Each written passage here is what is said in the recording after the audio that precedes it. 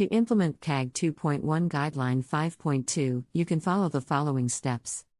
Identify live audio content. Determine which live audio content requires captions, such as live broadcasts, webinars, or other real-time audio content.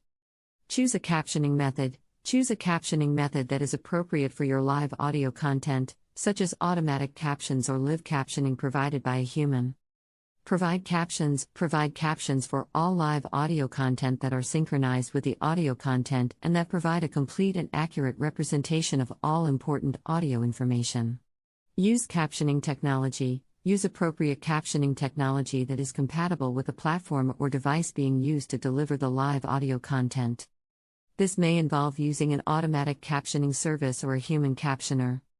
Test and evaluate. Test and evaluate the captions to ensure that they are accurate, effective, and accessible to people with disabilities.